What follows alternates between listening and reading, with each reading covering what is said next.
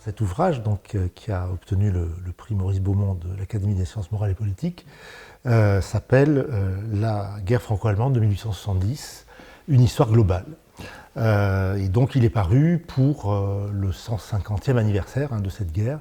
C'est un ouvrage à perspective générale, à vocation de synthèse.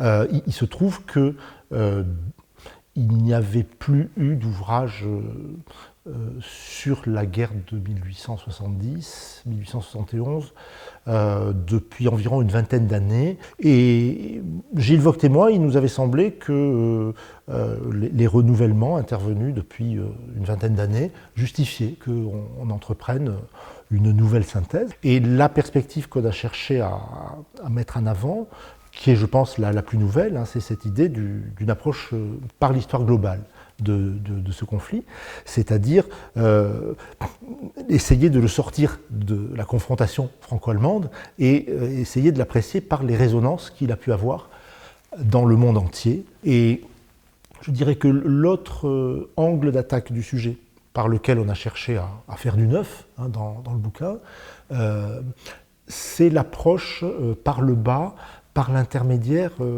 des écritures et des témoignages des anonymes.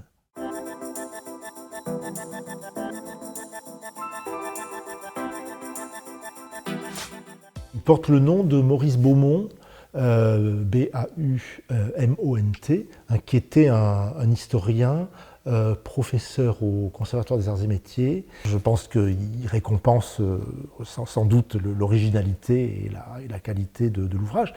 C'est un prix qui est décerné annuellement par l'Académie des sciences morales et politiques. Pour nous, évidemment, c'est une marque de reconnaissance à laquelle on est sensible. Et puis, ma foi, on espère que ça contribuera à faire connaître un peu davantage le livre.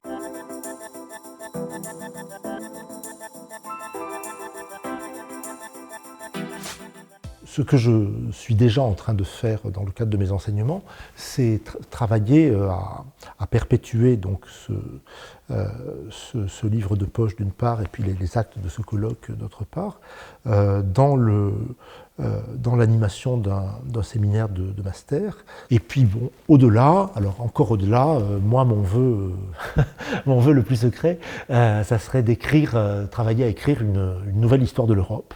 Mais ça, c'est quand même un travail de longue haleine.